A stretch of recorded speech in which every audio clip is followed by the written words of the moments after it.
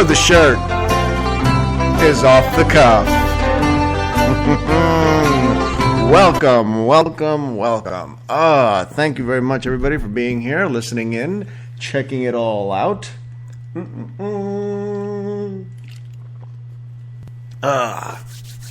It is Monday, November 10th, in the year of our Lord 2014.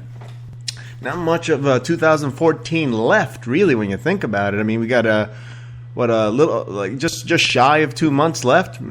Year's almost done. It's almost gone. It's almost over. We're almost out of here, man. Oh my God! And the holidays are just about upon us. Of course, as you know me, the holidays for me start September 10th because that's my birthday, followed by the greatest holiday of the entire year, Halloween. And coming up soon will be, of course, well, I actually think it's Veterans Day tomorrow, but I don't think of that as a holiday, per se. I think the next really big holiday would be Thanksgiving, obviously, then followed by Christmas, and then ending the whole thing off with New Year's.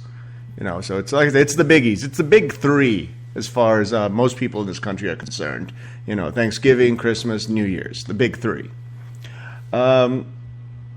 I look forward to it. I always do. I enjoy the holidays, regardless of the holiday. Tomorrow, I believe tomorrow is supposed to be Veterans Day, or is it today? I know it's today or tomorrow, okay? And like I said, I've always thought it was hysterical that the way we honor our veterans in this country, men and women that served in the military, be it Army, Air Force, Navy, Marines, Coast Guard, you know. You know, if you served at any of these, you know, you're a veteran, you know, and, you get a special day set aside for you where we'll all, get together and, have barbecue and drink beer. It's just how we honor our veterans here.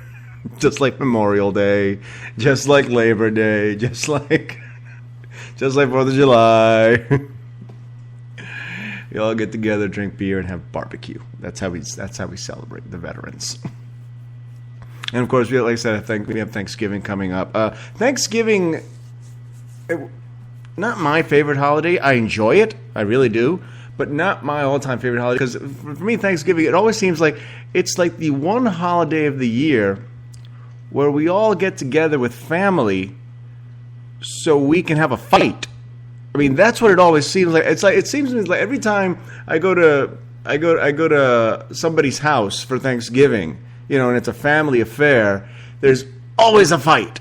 Something happens, some ugly truth is revealed, some old, anger issues bubble up, things get out of hand, there's a lot of drinking involved, there's food involved, the pressure of the holidays there, the pressure of shopping for Black Friday is there, and then, of course, you got to get ready for the pressure of Christmas coming right up, and, honestly, I wonder why people are so fucking thankful.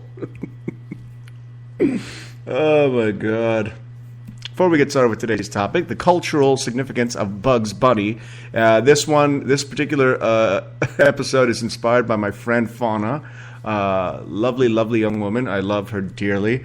And she inspired this because she posted something on Facebook the other day about modern cartoons, and I'll get into that a little later. I'm just teasing you a little bit now, but I just want to thank Fauna for inspiring me on that one. Wanted to go through a couple of quick short stories first, just so I can get through them. Just be done with them. Because believe it or not, it's like almost 2 weeks since Halloween, and there's still stuff in the news that I have not had a chance to get to. From Hercules, California, Northern California, you know how it is.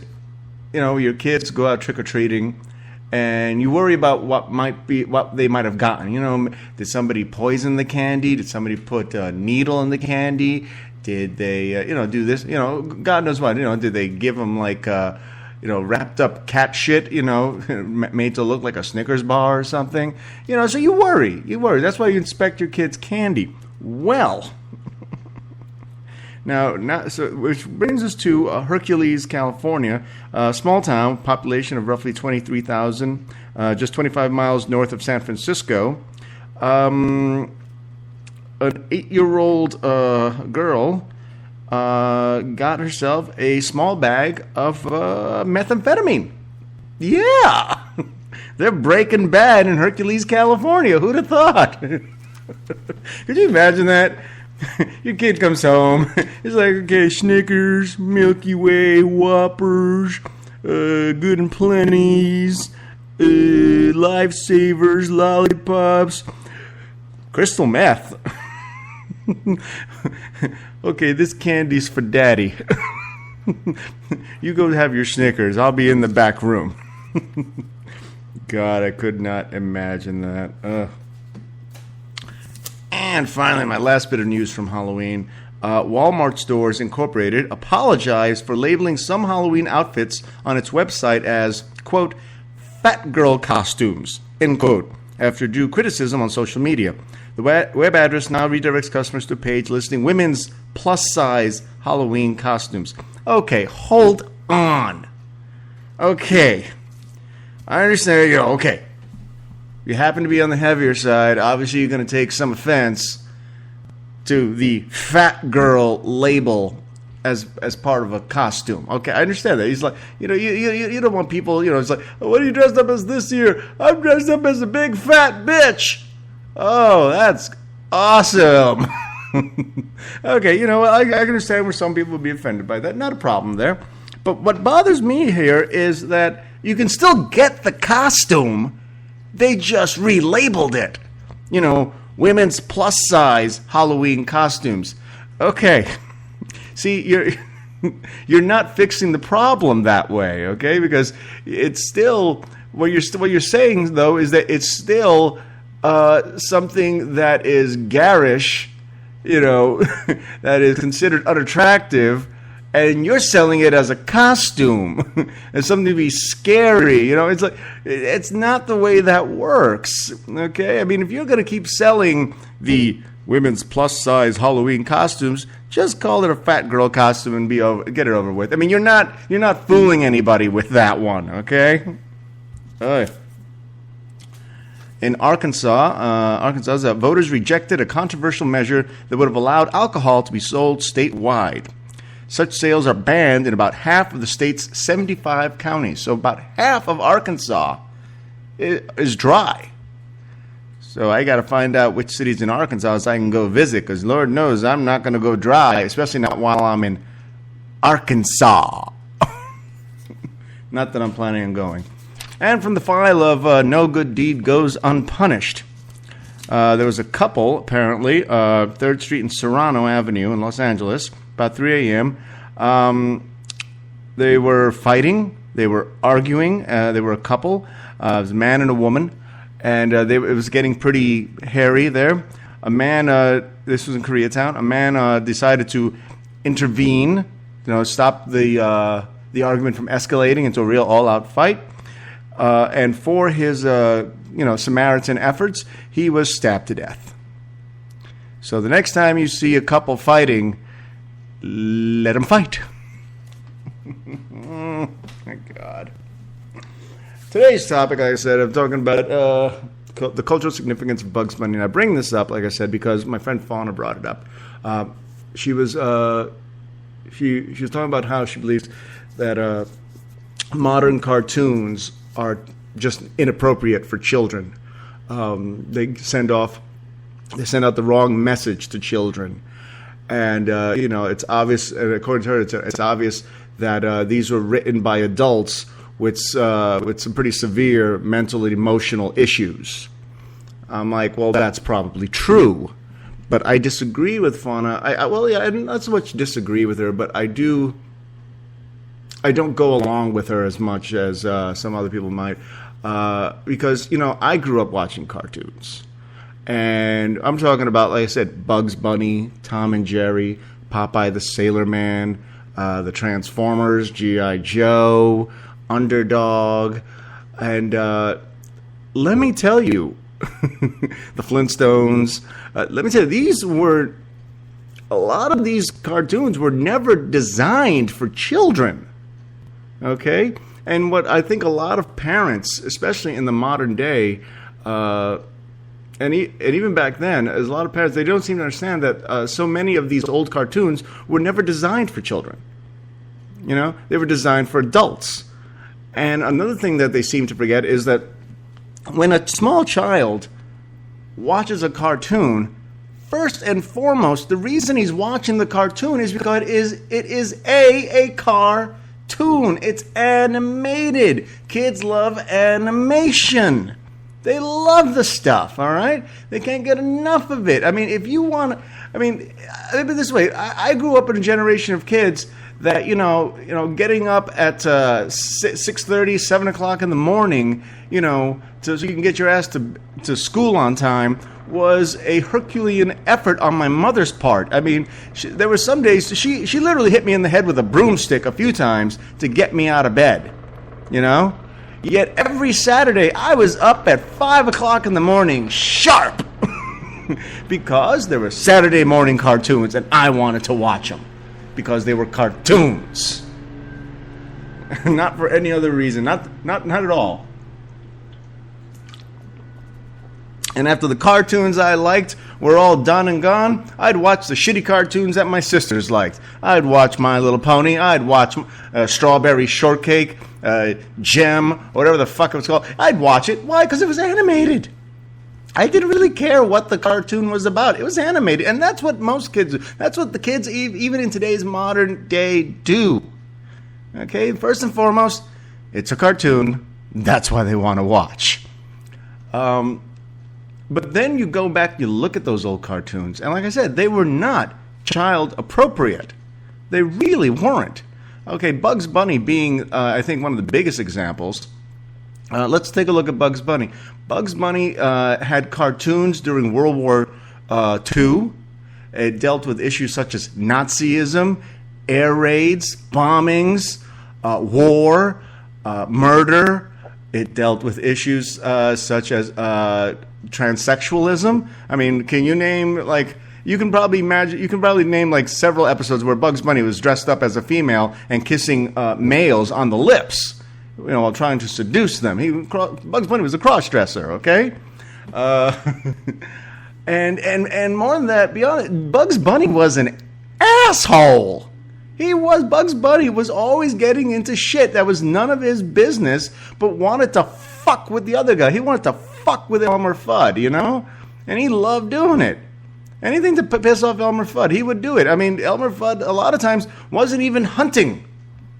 Okay? He was just out. Matter of fact, one of the first times you ever see Elmer Fudd, he wasn't even in his hunting gear. He was just on a camping trip. He wanted to be left there. He wanted to see the Grand Canyon. He wanted to just enjoy himself and just be out in the wilderness and enjoy nature. And Bugs Bunny decided to fuck with him. And if you looked at the original Bugs Bunny, he looks nothing like the modern, cutesy, cheeky, baby face, almost feminine Bugs Bunny that you know today. Bugs Bunny was shorter and had a much deeper voice. He had black-tipped ears, and he was an asshole of the highest caliber. I mean, the modern-day Bugs Bunny is still an asshole, but the original Bugs Bunny was a pure fucking prick. All right? And he was a troublemaker, And we watched this, and I watched these cartoons without ever giving a second thought to any of the pop or cultural references that they were making. One of the most famous ones is, when somebody when it's nighttime and somebody turns on a light, and you see some guy in a helmet or Bugs Bunny in a helmet yelling, "Hey lady, turn out that light." See, I watched it, and I never understood why it was important they turn off the light. It wasn't until I became a little older, a little more educated, and realized the reason they were yelling at the old lady to turn off the light was because of a possibility of air raids, and the bombers could see the lights in the houses and bomb them. We got more coming up after this break. Today's music is brought to you by Demetrios Katis. That was his first song, Greek-Irish. Here's his next song, Gallant Defender. I'm Joe the Shirt. I'm off the cuff, and I'll be right back.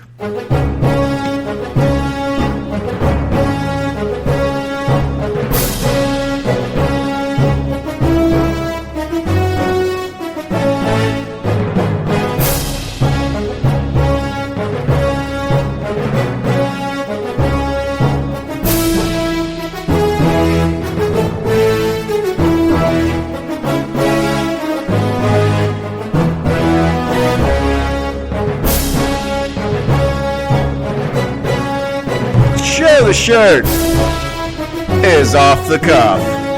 Da da da da da da da da da da.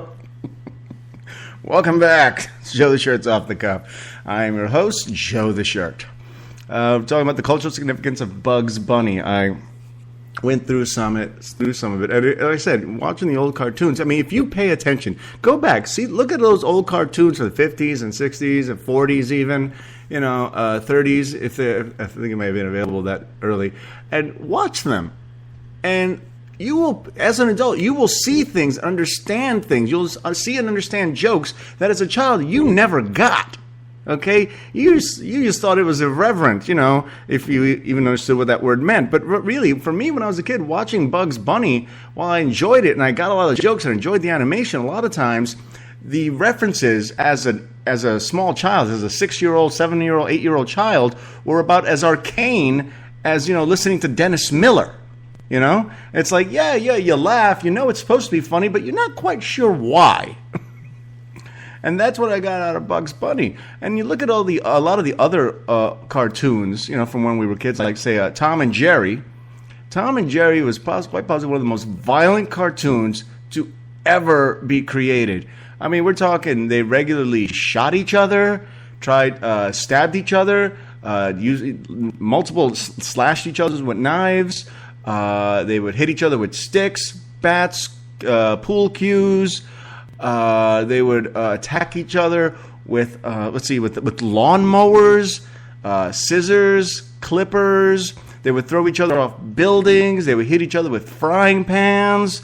It was just ridiculous, But, our parents put us in front of the TV and never gave a second thought to the idea that these are incredibly violent TV shows, which is why it's lampooned so well on a modern day cartoon like The Simpsons.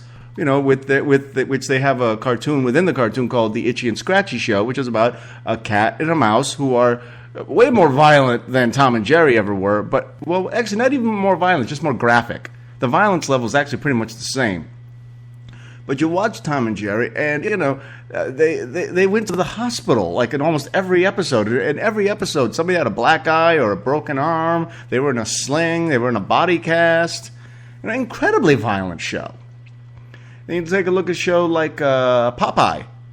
Oh, what's so bad about Popeyes? Well, let's see. You have the antagonist, Brutus, who is constantly trying to kidnap Olive Oil. And if you've ever seen Olive Oil, you must wonder why. It's like basically it's a toothpick with big feet, but he was always kidnapping Olive and sexually assaulting her, trying to force himself on her all the time. He routinely engaged in beating up Popeye and his friends. At Popeye, the only resolution to any episode of Popeye would be when Popeye did a hit of spinach and then kicked Brutus's ass. I mean, what lesson are we teaching children here? Well, yeah, if you eat spinach, you'll grow to be big and strong, and you can kick someone's ass who's trying to rape your girlfriend. There's a good message we're sending. Then you have other cartoons. Like I said, a lot of these cartoons were designed for adults. They weren't designed for children. Case in point, the Flintstones. The Flintstones was never designed for children. It aired in prime time. Not like Saturday mornings, not after 3 o'clock after school in the afternoon. This was a primetime weekly show, like The Simpsons or American Dad or Family Guy or The Cleveland Show, or you get the point. This show aired once a week, and what a lot of people don't seem to realize is that the Flintstones introduced the concept of men and women sleeping together. They did. The Flintstones was the very first TV show to ever portray a man and a woman, Fred and Wilma, sleeping in the same bed together. Now, originally, and in some later episodes, they actually had them in separate beds, which was very common for that era when we were portraying a man and a woman in bed. But they did eventually end up sleeping in the same bed, and which introduced the concept of sex. You know, his life would be, why would they have to be in the same bed? I mean, why is that happening? I mean, it reminds me of the whole concept of separate beds. Reminds me of Abbott and Costello. I used to watch that all the time, and love those movies. But there was this one particular movie. I think it was like when they were in like Mexico or Rio or wherever the fuck, and the Abbott and Costello were out late one night, and they met some woman, and they go back to their room, and Costello is in a bed wearing pajamas and a robe, and underneath the covers, the woman is in another bed on the other side of the fucking room, also in pajamas and a robe and under the covers. And then her husband burst into the room and starts kicking Costello's ass. And Abbott comes in and is like, hey, what the hell's going on here? Why are you kicking his ass, you know? And he goes, I found this man sleeping with my wife. And that's literally exactly what they were doing. They were sleeping in the same room, you know? But like that was the actual crime here. You know, it's like it's got nothing to do with sex. He was just sleeping with my wife. Oh, my God. Now, to be clear, in a lot of ways, I do agree with my friend Fauna. I do believe that a lot of a lot of cartoons aimed at children are inappropriate for them. The content is. But I seriously doubt that the vast majority of children really understand a lot of the concepts being thrown at them. You know. Also, I think it's important that, you know, when you have these cartoons on, that you know, occasionally you might want to sit down and watch with your kids. You know, I'm not telling you how to be parents. I'm not a parent. I don't have any kids that I know of, knock on wood. But, you know, I think it's a good idea just in general, is every once in a while, watch what it is your kids are watching. I know you may not like it. I know you think it's bullshit. I know you want to, you know, go into the other room and watch Scandal. But, you know, just check it out with them. See if there's anything there that, you know, you might want to explain to them. Because kids, as you all know, like to copy what they see on TV, especially cartoons. You know, but, you know, I had the fortune of having a mother with a strong support system, like my grandmother and my aunts and my godmothers. And, you know, they would see me trying to act up behavior I saw on TV, and they would come to me as like, hey, that's not a good idea. That's dangerous. You could get hurt, or one of your sisters could get hurt, or, I mean, because, you know, they would catch me. I'm like setting up thumbtacks on the floor, you know, because I saw it on a cartoon. And they caught me and they go, hey, don't do that. It's dangerous. Somebody could really get hurt. It's not like the cartoons. They don't get hurt for real, but here they will. And I heard her, and I never did that again. And I think that's one of those things that parents need to do with their kids. They need to really just sit down with them and let them know, hey, this is right, that's wrong, don't do this, don't copy this, you know. But, you know, you got to talk to the damn kid, you know. I mean, you decided to have the fucking kid, you might as well talk to him, right? Oh, my God. No, the fucking cartoons were just evil in so many ways. That's why, I don't watch any modern cartoons. The only modern cartoon I've watched in recent years is Penguins of Madagascar. Love that cartoon. Love the Skipper, Kowalski, Rico, and Private. Love them. And I'm going to go see the movie. Penguins of Madagascar, the movie. Love it. I'm going to watch it. But you know what? In this cartoon, even there, we're talking about a paramilitary group that goes on espionage missions. They also go on military missions. They routinely kidnap others, drug them, and smack them around a lot. And they hit each other all the time too. And Rico has an arsenal of grenade launchers and guns and rockets and dynamite. And you know, it's a very violent cartoon when you think about it. You know, but that's what makes it fun. You know, you enjoy it. And, you know, as a kid, you know, you come to realize, okay, this is all fake. This is not how the real world works. For starters, penguins don't talk. Oh, my God. All right. Let's do celebrity birthdays. How about that? All right. If your birthday was yesterday, November 9th, you share a birthday with rappers Cisco and Scarface, 36 and 44 years old, respectively. And the one and only Incredible Hulk, the original Lou Ferrigno. It turned 63 years old. Wow. God, Lou Ferrigno, the Incredible Hulk, is a senior citizen. If your birthday happens to be today, November... Yeah, that's it for November 9th, man. I looked. I'm like, I don't know any of these other fuckers. If I don't recognize them, I don't care who else thinks they're famous. They're not famous to me. But if your birthday is today, well... you share that birthday with Ellen Pompeo, 45 years old, lead actress from Grey's Anatomy. Comedian Tracy Morgan is 46 years old, and we're hoping for a speedy recovery to Mr. Morgan, get better. Actress Mackenzie Phillips from One Day at a Time is 55 years old. Comedian Sinbad is 58 years old. Comedian Tommy Davidson is 51 years old. And comic book writer, artist extraordinaire Neil Gaiman is 54 years old. If you're wondering who the fuck Neil Gaiman is, well, if you've ever heard of The Sandman, then you know who Neil Gaiman is. And the rest of you, look it up. It's some of the best comic book work you're ever going to find in this lifetime. Talked a little bit about phobias the other day. So I decided, you know what, I'm going to go through all the phobias, A through Z, and pick out the ones that catch my eye. Here we go. Let's see. If you suffer from bromidrophobia, you have a fear of smells, which makes living in Los Angeles kind of tough. If you have bibliophobia, you have a fear of books, which a lot of my friends apparently have. If you have, bolshephobia, you have a fear of Bolsheviks.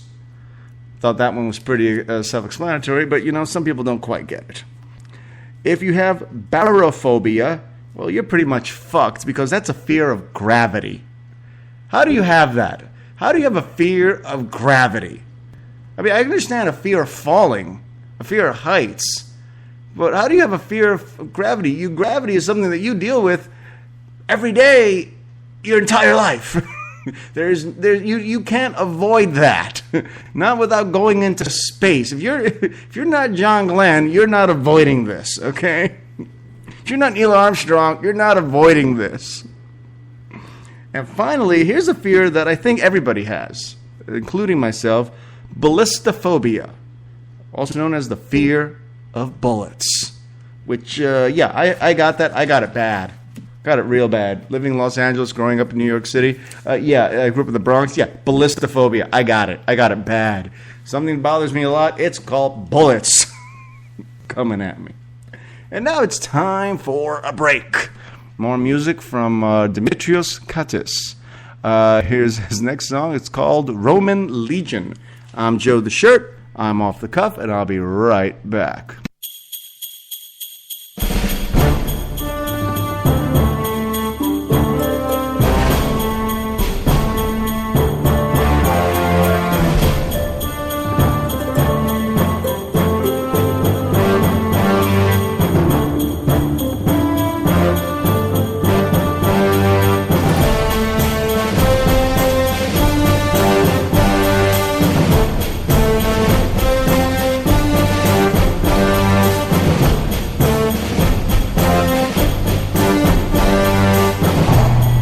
The shirt is off the cuff.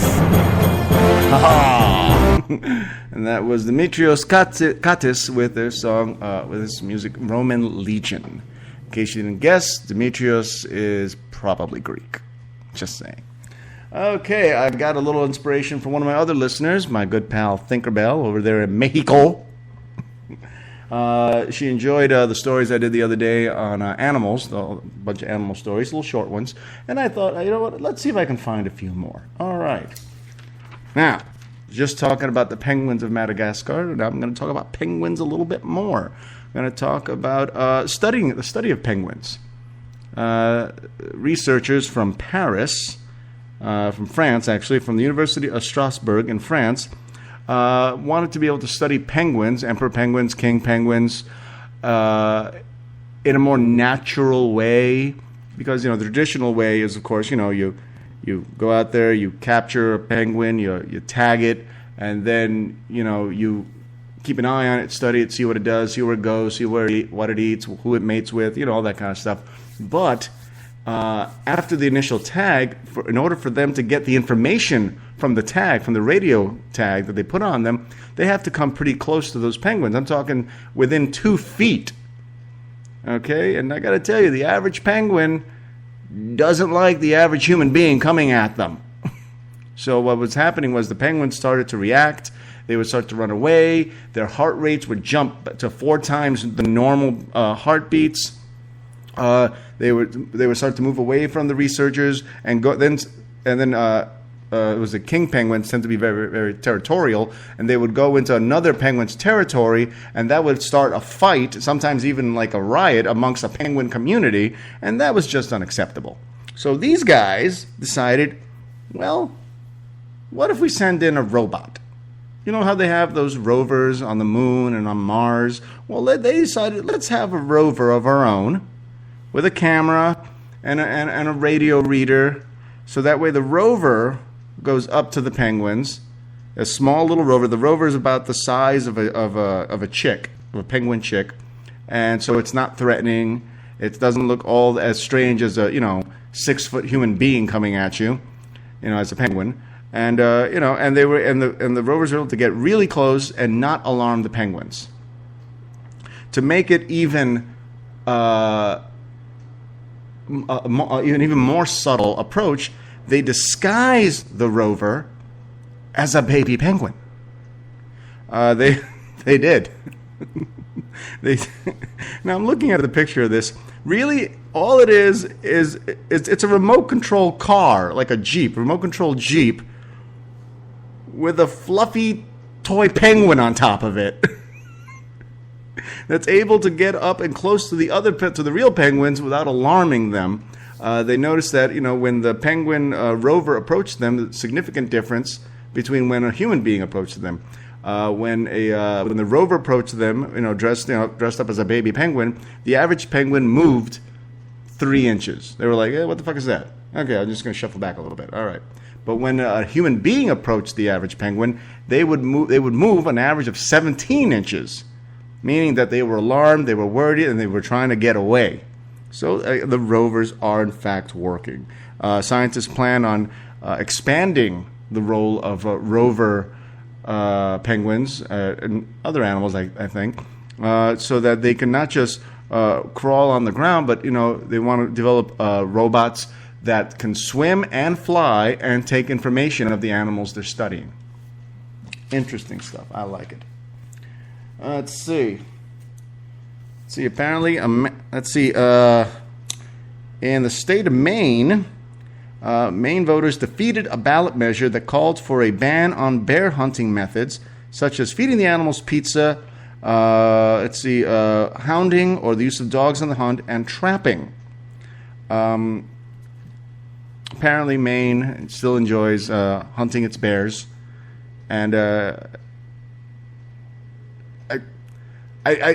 you know what, the trapping and the whole hounding, the dog thing, I've always thought that was a little unfair.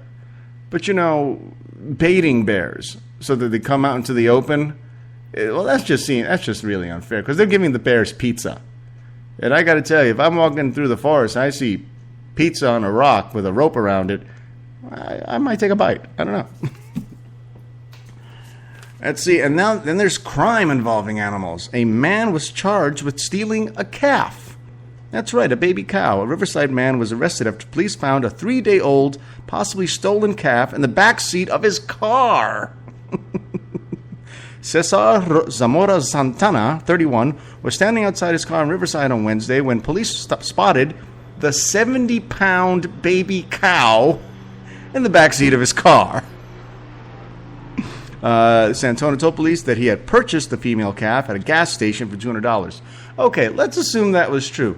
Why was there a baby cow at a gas station? Who keeps baby cows at the gas station? in the United States, it doesn't happen too often. I mean, maybe some parts of Arkansas, Texas, New Mexico, Arizona, maybe, but definitely Mexico. But but who the fuck is just hanging out at the gas station going, hey, man, you want to buy some oranges? Want some oranges? Want to buy flowers? You want to buy flowers? You want flowers? How about a baby cow? Want a baby cow? And other animal crime, a couple, let's see, where were they found here? A couple, hold on, let me check this here, make sure I get it right here. A couple was found with 97 dogs in their one family house. Apparently the couple, Christiana Billman Hartwell Coppola and her boyfriend, George Catcher, both 39, adopted the dogs from local animal shelters and then solicited donations from the public to help pay for the animals' care. But apparently the funds never went to the dogs. When Animal Control basically raided the house and took all the dogs away, according to them, there was nowhere near enough food in the house to feed all 97 of them. The dogs were finally rescued after neighbors complained about foul odors and the conditions of the home and the canines. Let's see, what did they find there? Feces and urine were found throughout the home. There wasn't enough food and water to feed all the dogs, authorities said. The officer said they could smell the stench of what was inside this house from 100 feet away. They found towels soaked in urine. Several dogs, he said, were emaciated and suffered from intestinal parasites, mange, heartworm, and upper respiratory infections.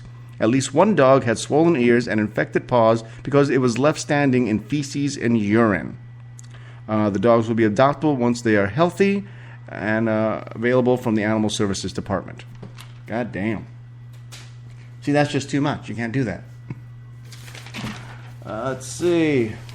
If you happen to live in Orange County, in the OC City, well, you may have noticed there was an elephant in town. Over in Huntington Beach, the elephant was part of a traditional wedding ceremony. I think that's very typical, I think, of Indian weddings. And I mean India, from India, not like Sirikwa here. But apparently the local officials were pissed off because there is, a ordinance banning performances by exotic animals. It's unlawful for any person to permit the performance of any wild and exotic animals for public entertainment, amusement, or benefit on any public or private property within the city of Huntington Beach. But exceptions are allowed if the activity is endorsed or accredited by the Association of Zoos and Aquariums, it is in the ordinary course of veterinarian's practice, or a film permit was issued by the Community Services Department. So, okay, if you got a film permit, you can have an elephant in Huntington Beach. But if you want to use the elephant as part of a traditional wedding ceremony, well, you can go fuck yourself. Now, according to this, what really also pissed them off is that at no point did the people that were in charge of the elephant, what was the name of the place? Trunk will travel. That's the name of the people that own the elephant. According to the city officials, Have Trunk Will Travel did not apply for a permit. I'm like, do they have those on file? You think maybe they just have like a standard, I want to have an elephant in the city permit, just have it is right next to the driver's licenses and party permits and parking permits. Oh yeah, we got a whole stack of elephant permits right here. And finally, scientists believe that the old myth that there's one rat in New York City for every human being to be exactly that. They believe it's a myth. New York City has 8 million people, and they believe that it is a myth, it is a lie, it is an urban legend that there is one rat for every person in New York City. They say that there's no way in the world there are 8 million rats in New York City. Speaking as a New Yorker, born and bred, yeah, there is. Big ones, really, really big ones. Authorities, the scientists did the research where they captured rats. Well, the method they wanted to use was to capture the rats, tag them, release them, and then catch them again if they can. They would catch rats within the same area that they released them in, and then by the amount of rats that were tagged that they captured, they could estimate how many rats were in the neighborhood. They estimated that of a total of about 40,500 buildings, the average building contained roughly 50 rats. Now, just to be clear, according to the scientists here, they estimate that there's actually 2 million rats living in New York City. Okay, you know what? As a New Yorker, that doesn't make me feel better.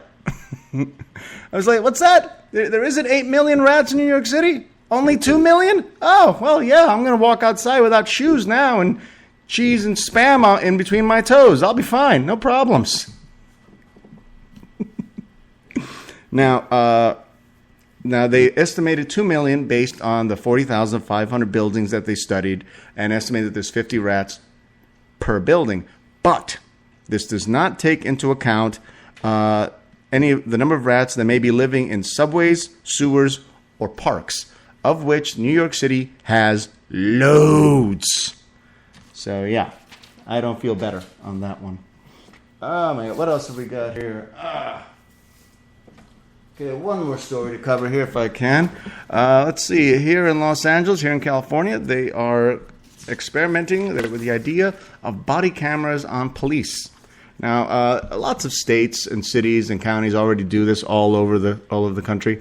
Basically, what it means, it's the police, along with all their other equipment, have cameras on their bodies, be it their lapel, their hat, their helmet. Typically police tend to have cameras on their cars, but with the body camera, you're able to get really up close and personal with the people you're dealing with and see what it is they're doing for real. You get the police officer's view of what's going on. This was brought up for several. This is being done for a couple of reasons. First and foremost, so that to avoid any abuses by the police. If you're wearing a camera and it's recording everything you're doing, you're a lot less likely to start, using your baton as a fly swatter in somebody's head. Okay? And this is something that's been endorsed by civil rights groups and by the police themselves, to clear up the air, keep everybody safe, and protect those that the police are supposed to be protecting. Because you never know. We've all heard about police losing their minds. You remember Rodney King? Yeah, there you go. And that was with the cameras already on them. But now, but more often than not, the police are doing something. There isn't a police helicopter or a news helicopter around. So now they're trying to see if, okay, let's have cameras on the cops at all times. And that way we can keep an eye on them. And here's the thing. 2 problems have arisen. The first one being that, the police feel that they may be questioned on every little itty-bitty decision they make, because it's on video. People can look at it and go, oh, you did this wrong, you did that wrong, you did that wrong, and you're going to get a bunch of write-ups, and it makes cops not want to do their jobs. The other one being coming from the public. That's right, you guys. People already complaining that, cops wearing these cameras on them violate their privacy. Well, maybe you shouldn't have gone drinking and driving. Maybe you shouldn't have robbed that liquor store. Maybe you shouldn't have been beating your wife. And then maybe the cops wouldn't show up with cameras showing just how incredibly fucked up and stupid you are. It's another example of how we demand this technology and then bitch about our lack of privacy. Oh, my God. Look at that. I'm out of time already. There's so much stuff I didn't even get to. You know what? There's another show coming sooner or later. Thank you for listening today. I really appreciate it. We got one more song here by Demetrios Katsis. It's called Wishmaker. Thank you for listening. I'm Joe the Shirt, and I've been off the cuff.